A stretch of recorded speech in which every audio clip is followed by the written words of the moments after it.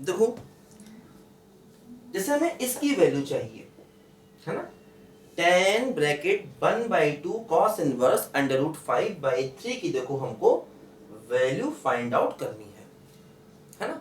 तो क्या करेंगे, जो अंदर का टर्म है 1/2 cos इनवर्स रूट 5/3 इसको थीटा लेट कर लेंगे, है ना, इसको हमने थीटा लेट कर लिया। तो देखो यहां से ये हो जाएगा cos inverse root 5/3 equal to 2 theta. तो देखो यहां से cos ऑफ 2 थीटा हो जाएगा क्या बोलो, रूट 5/3। अब देखो जैसे ही हमने इसको थीटा माना तो हमारा क्वेश्चन क्या हो गया, हमारा क्वेश्चन एक्चुअली बन गया tan थीटा। अब हमें tan थीटा चाहिए है, ध्यान दो, क्योंकि देखो इस टर्म को हमने थीटा मान लिया, तो जैसे ही हमने इस टर्म को थीटा मान लिया तो हमारा क्वेश्चन हो गया tan थीटा।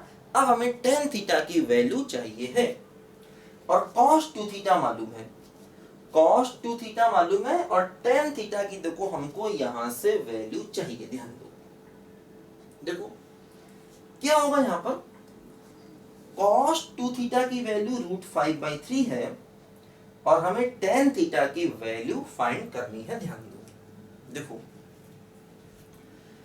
cos 2 थीटा का फार्मूला हमको मालूम है होता है क्या, 1 minus tan square theta upon 1 plus tan square theta, है ना। ये cos 2 थीटा का फार्मूला होता है tan के टर्म में, है ना।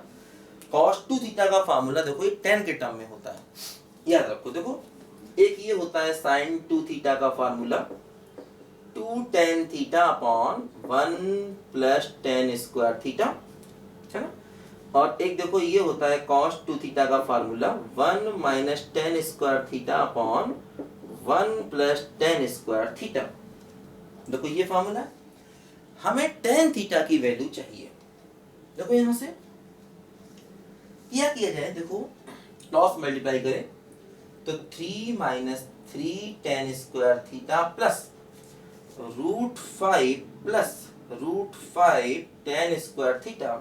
देखो ये हो गया 3 माइनस रूट 5 बराबर 3 प्लस रूट 5, इसको उधर ले जाएं और tan स्क्वायर थीटा कॉमन ले लें। देखो यहां से tan square theta 3 minus root 5 upon 3 plus root 5 हो गया। तो देखो यहां से tan थीटा क्या हो गया, ये हो गया plus minus under root 3 minus root 5 upon 3 plus root 5। अब देखो tan थीटा की वैल्यू प्लस माइनस आ गई। अब यहां पर इंपॉर्टेंट ये है कि tan थीटा निकालना है तो प्लस माइनस दोनों लिया जाए या एक को लिया जाए। देखो चेक करें, तो वो चेक कैसे करें, यहां पर ध्यान दो।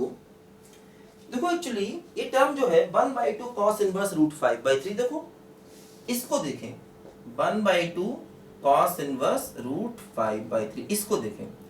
देखो रूट 5 की वैल्यू क्या होगी, 2 पॉइंट समथिंग, है ना। तो ये हो गया 1/2 cos इनवर्स 2 पॉइंट, मान लो मैंने 5 मान लिया बाई 3। अब देखो 2.5/3, तो देखो ये जो वैल्यू है ये एक्चुअली 1 से छोटी वैल्यू है, तो इसको फॉर एग्जांपल हम 0.8 मान लें। 2.5 को 3 से डिवाइड करोगे तो लगभग 0.8 आएगा। अब देखो cos इनवर्स 0.8, इसकी वैल्यू क्या होगी, cos इनवर्स 0.8। देखो आपको याद है cos 60 डिग्री कितना होता है बोलो, 1/2 होता है ना। तो 1/2 क्या होगा बोलो, 0.5, है ना। cos 60 डिग्री क्या होता है बोलो, 0.5। अच्छा ध्यान दो, cos 30 डिग्री क्या होता है, √3/2, मतलब देखो ये 1 से बड़ा है। तो इसका मतलब ये जो एंगल आएगा, देखो अब हमें चाहिए है, इसका मतलब देखो ये हुआ, जैसे अगर हम cos इनवर्स 0.5 निकालेंगे तो वो हो जाएगा 1/2, है ना, सॉरी 60 डिग्री हो जाएगा, देखो है ना। cos इनवर्स 0.5 क्या हो जाएगा, 60 डिग्री। और इसी प्रकार cos इनवर्स √3/2 निकालेंगे तो वो 30 डिग्री होगा। √3/2 देखो 0.5 का मतलब 0.5 और √3/2 का मतलब 1 से बड़ा नंबर। तो कोई ये जो नंबर है ये इन दोनों के बीच में है कहीं ना कहीं, क्योंकि ये 0.5 है और √3 की वैल्यू 1.732 है ना। √3 की देखो √3 की वैल्यू क्या होगी बोलो, देखो √3/2 तो 1.732/2, तो ये क्या हुआ देखो ये ये क्या होगा बोलो, ये 0.8 समथिंग होगा। तो मतलब ये जो टर्म है ना, ये भी देखो लगभग 0.8 के आसपास है ना, √3/2 लगभग 0.8 के आसपास है। तो मतलब इस पूरे की जो वैल्यू होगी वो 30 डिग्री के कहीं आसपास होगी, और उसको 2 से डिवाइड करेंगे तो पूरा का पूरा 15 डिग्री के आसपास होगा। तो इसका मतलब ये टर्म पूरा का पूरा 15 डिग्री के आसपास है, तो tan ऑफ दिस की वैल्यू क्या आनी चाहिए, पॉजिटिव आनी चाहिए। ध्यान दो फिर समझो, cos 60 डिग्री होता है 1/2, इसका मतलब 1/2 का मतलब 0.5, इसका मतलब cos इनवर्स 0.5 होगा 60 डिग्री। cos 30 डिग्री होता है √3/2, इसका मतलब cos इनवर्स √3/2 होगा 30 डिग्री। √3 का मतलब 1.732/2, तो लगभग 0.8 हुआ, और देखो ये भी लगभग 0.8 हुआ। तो मतलब हम ये कह सकते हैं कि cos इनवर्स 0.8 की वैल्यू लगभग 30 डिग्री के आसपास होगी, है ना। तो इस टर्म की वैल्यू लगभग 30 डिग्री के आसपास होगी, और इसको कर रहे हो 2 से डिवाइड, तो पूरा का पूरा 15 डिग्री के आसपास हो गया। तो tan ऑफ, और ये वैल्यू क्या है बोलो 15 डिग्री के आसपास, इसका मतलब tan ऑफ दिस क्या होना चाहिए, पॉजिटिव होना चाहिए। ध्यान दीजिए, तो यहां से नेगेटिव साइन नहीं लेंगे, सिर्फ पॉजिटिव साइन लेंगे। तो tan थीटा की वैल्यू आ गई √3 - √5/3 + √5। अब देखो ध्यान दो, आंसर ये है जो हमें दिया गया। देखो इसमें काम करेंगे क्या, कंजुगेट से मल्टीप्लाई डिवाइड कर देंगे। देखो कंजुगेट से, है ना। देखो क्या करेंगे, देखो यहां पर ये है, देखो अपने पास आंसर 3 - √5/3 + √5। देखो 3 - √5 से मल्टीप्लाई और 3 - √5 से डिवाइड। देखो न्यूमरेटर क्या हो गया, न्यूमरेटर हो गया 3 - √5 का whole square, a + b a - b, तो 3 स्क्वायर - √5 का स्क्वायर। देखो ये हो गया √a² +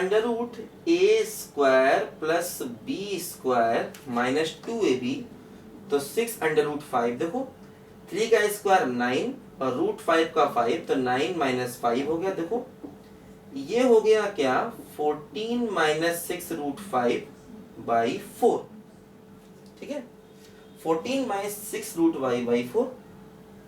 देखो ध्यान दो, ये जो है देखो √4, देखो ऊपर आ गया 14 - 6 √5 और नीचे √4 हो जाएगा 2। देखो 14 - 6 √5 का अंडर ही ये होगा, अगर आप चेक करो तो।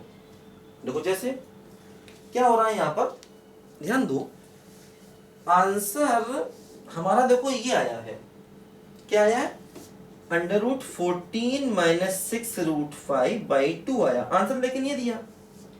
देखो अगर हम 3 - √5 का स्क्वायर करें तो 9 + 5 - 6 √5, तो 14 - 6 √5।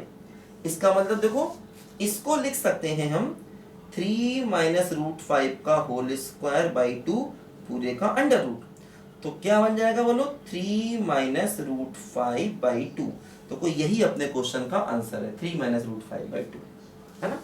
तो देखो ये अपने क्वेश्चन का आंसर आ गया। यहां तक आंसर क्यों निकाला, क्योंकि कई बार जब हमें ऑप्शन दिए जाते हैं तो ऑप्शन को देखकर हमें आंसर निकालना पड़ता, मतलब आंसर ये भी सही है, ऐसा नहीं कि ये आंसर गलत है या ये आंसर गलत नहीं, ये भी आंसर सही है।